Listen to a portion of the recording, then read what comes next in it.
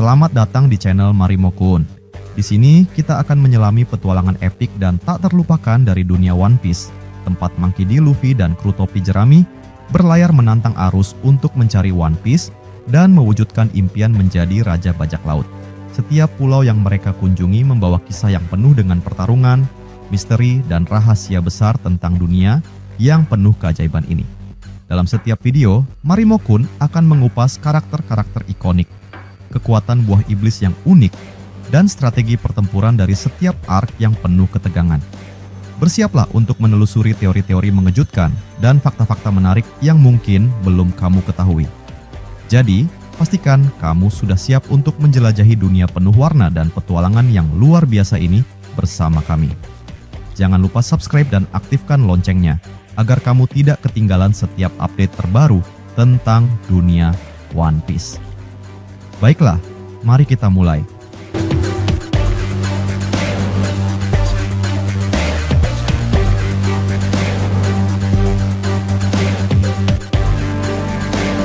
Dalam bab terbaru ini, cerita dimulai dengan adegan Galing Tigarland yang marah besar kepada salah satu kesatria suci.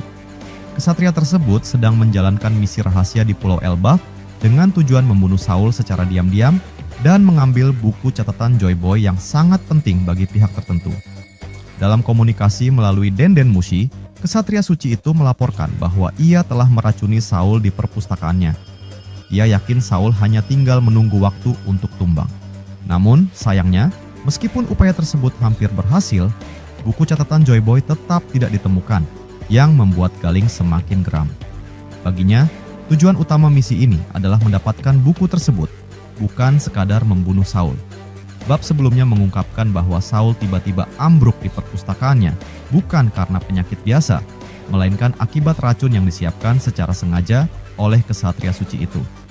Saul diketahui sebagai penjaga rahasia sejarah, khususnya terkait informasi dari Ohara yang dianggap sangat berbahaya bagi pemerintah dunia. Pemerintah, melalui informannya, mengetahui bahwa perpustakaan Saul di Elbaf menyimpan informasi yang bisa mengguncang dunia. Karena itu, mereka memutuskan untuk menghabisinya sekaligus merebut buku catatan Joy Boy. Buku ini diyakini mengandung sejarah penting yang tidak tercatat dalam poneglyph, termasuk petualangan dan rahasia Joy Boy sebagai bajak laut legendaris. Buku tersebut juga memuat kisah bagaimana Joy Boy menjelajahi dunia, mencari asal-usul buah iblis, dan membangun aliansi dengan berbagai pihak, termasuk raksasa Elbaf. Joy Boy menuliskan bahwa ada 3 pohon utama yang menghasilkan buah iblis.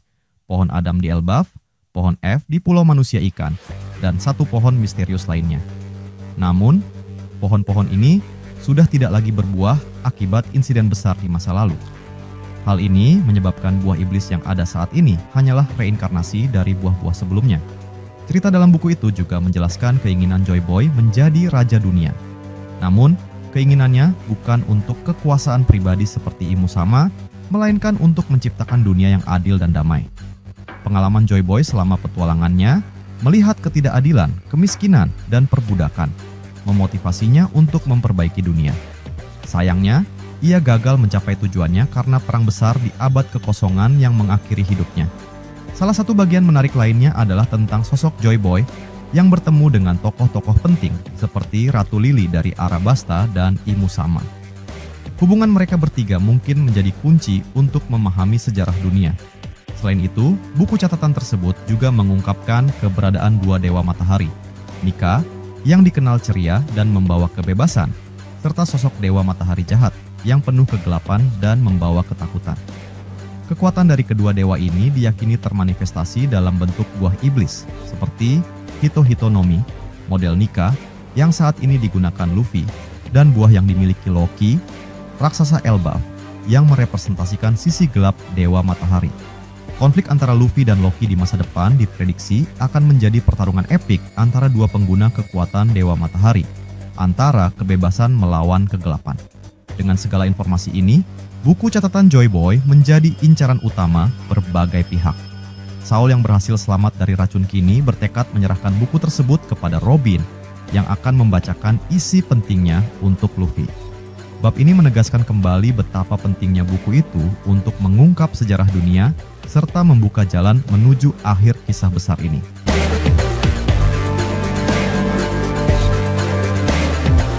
misteri Joy Boy.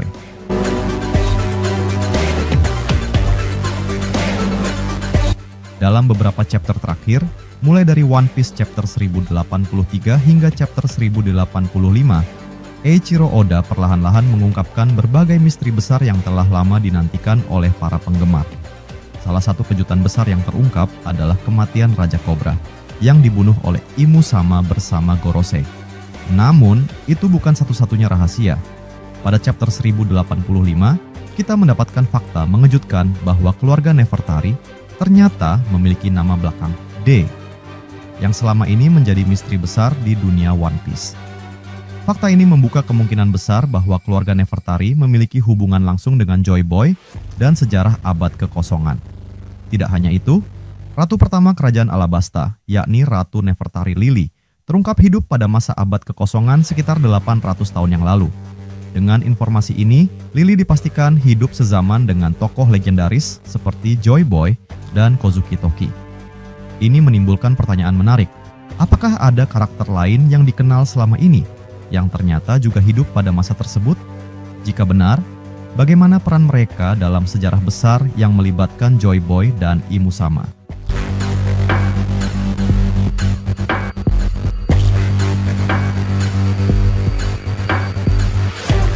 Dalam chapter 1086, Oda Sensei melanjutkan pengungkapan besar dengan memperkenalkan nama lengkap dari 5 Gorosei beserta tugas mereka masing-masing. Fakta yang paling mengejutkan adalah terungkapnya nama asli Imu Sama, yakni Saint Imu, yang berasal dari salah satu keluarga kerajaan pendiri pemerintah dunia pada masa abad kekosongan. Namun, Imu Sama ternyata mengkhianati kesepakatan awal, di mana singgasana kosong seharusnya tidak diduduki oleh siapapun. Pengkhianatan ini menunjukkan sisi gelap pemerintah dunia dan bagaimana Imu Sama merebut kendali penuh atas dunia dengan menyembunyikan kebenaran dari 20 keluarga kerajaan lainnya. Selain itu, terungkap juga bahwa Ratu Lily adalah salah satu tokoh yang menyebarkan poneglyph ke seluruh penjuru dunia. Hal ini mengindikasikan hubungan erat antara Lily dan Joy Boy. Bahkan, ada kemungkinan besar bahwa mereka adalah teman baik atau sekutu yang bekerja sama untuk melindungi kebenaran sejarah. Fakta ini juga selaras dengan cerita Kozuki Sukiyaki, yang pernah mengungkap bahwa leluhurnya bersama Joy Boy menciptakan poneglyph menggunakan batu laut dari Wano Kuni. Jika Lily adalah sekutu Joy Boy, muncul pertanyaan baru. Siapa lagi yang menjadi nakama Joy Boy? Ada 3 karakter yang berpotensi menjadi sekutu dekat Joy Boy. Teori ini berdasarkan 2 petunjuk utama. Petunjuk pertama adalah keterkaitan tokoh-tokoh tersebut dengan poneglyph, baik sebagai penjaga informasi maupun sebagai pencipta. Misalnya, Kozuki Toki yang mengaku berasal dari masa lalu dan memiliki misi untuk memastikan pesan dari poneglyph sampai kepada orang yang berhak mengetahuinya. Ada juga teori bahwa nama asli Kozuki Toki mungkin berbeda dan ia mengambil nama Kozuki setelah menikah dengan Kozuki Oden. Petunjuk kedua merujuk pada Mont Blanc Nolan, seorang penjelajah yang dijuluki sebagai pembohong terbesar namun memiliki kontribusi besar dalam dunia medis. Teori ini didukung oleh fakta bahwa Pulau Vira yang disebut sebagai kampung halaman Nolan kemungkinan menjadi tempat keberadaan Road Poneglyph terakhir. Pola ini sesuai dengan lokasi poneglyph lainnya, seperti yang ditemukan di Arabasta, Pulau Manusia Ikan, Zu, dan Wano, yang semuanya memiliki hubungan dengan Joy Boy. Nolan juga diketahui hidup pada masa abad kekosongan, yang semakin memperkuat teori bahwa ia memiliki hubungan dengan Joy Boy. Selain itu, muncul teori menarik tentang Kalgara, pemimpin suku Shandia, yang mungkin memiliki hubungan erat dengan Joy Boy. Suku Shandia dikenal sebagai pelindung poneglyph dan ada kemungkinan bahwa sejarah suku ini serta penduduk langit akan diungkap lebih lanjut dalam beberapa chapter mendatang. Hal ini semakin diperkuat dengan fakta bahwa Enel dalam cover story chapter 958 menemukan artefak kuno di bulan yang tampaknya memiliki hubungan dengan abad kekosongan. Dengan berbagai pengungkapan ini, jelas bahwa Oda Sensei tengah membawa cerita menuju klimaks besar. Hubungan antara Joy Boy, Imu Sama, Ratu Lily, dan tokoh-tokoh lainnya perlahan mulai terungkap, memberikan gambaran lebih jelas tentang misteri besar yang selama ini tersembunyi. Tetaplah bersiap untuk kejutan-kejutan selanjutnya, karena cerita One Piece semakin mendekati puncaknya. Dalam One Piece chapter 1116 membawa kita kembali menyelami sejarah besar yang berumur 900 tahun. Dalam bab ini, Eiichiro Oda memberikan banyak detail menarik, mulai dari konflik besar di masa lalu hingga implikasi bagi dunia saat ini. Mari kita bahas bab ini secara mendalam. Bab ini diberi judul Konflik, yang mengisyaratkan pertarungan ideologi dan kekuatan yang menjadi inti cerita. Pada cover story bab ini, kita melanjutkan perjalanan Yamato di negeri Wano. Di volume ke-6 dari cerita sampul ini, Yamato menerima obat-obatan dan dango dari Suru yang berada di dekat kastil bunga. Pada latar belakang sampul, terlihat sosok Urashima yang berdiri, menambahkan sentuhan yang memancing rasa penasaran terhadap perannya.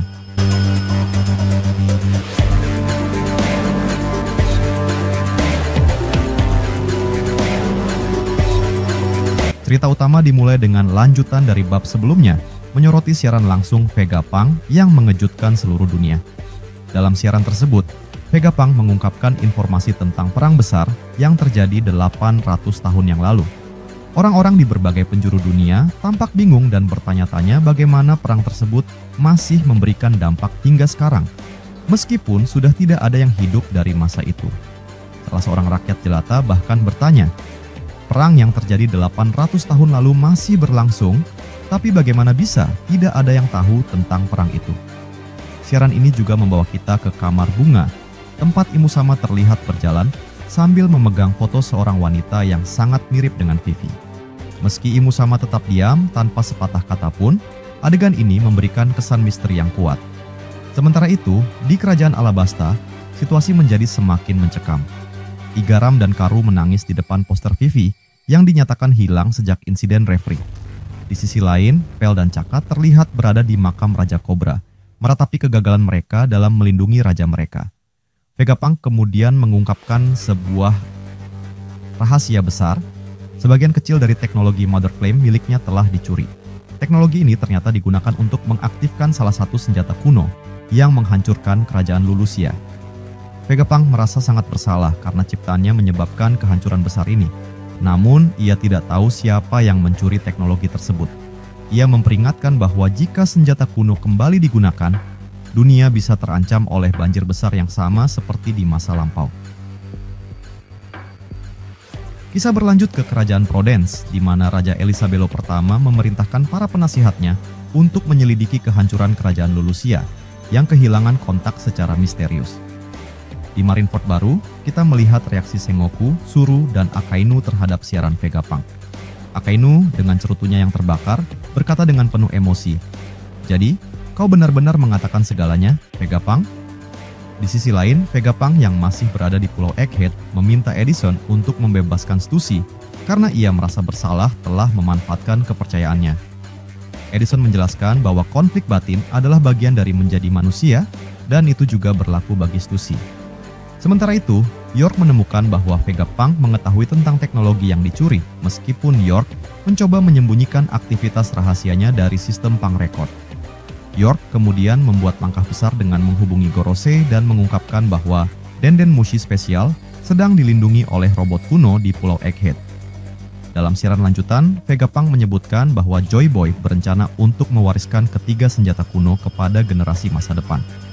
Namun, ia tidak bisa memastikan apakah Joy Boy benar-benar berada di pihak yang baik atau jahat, karena sejarah terlalu kompleks untuk dipahami sepenuhnya.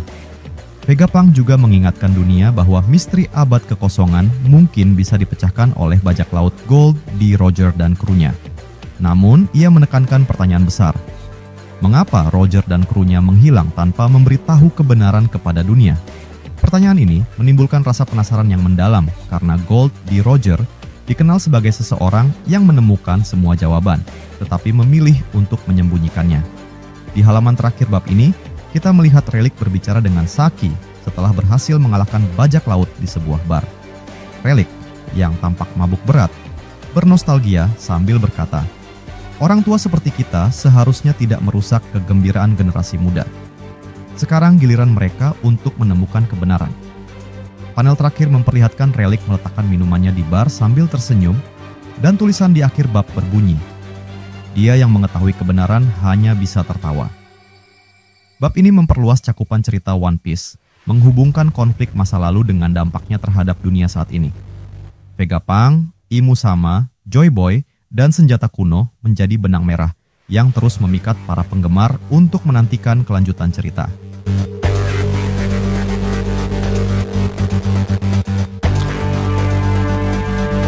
Terima kasih sudah nonton sampai akhir.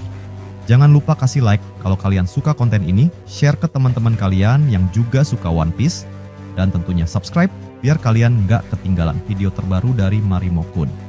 Kalau ada teori, fakta, atau topik lain seputar One Piece yang kalian pengen kita bahas, langsung tulis aja di kolom komentar.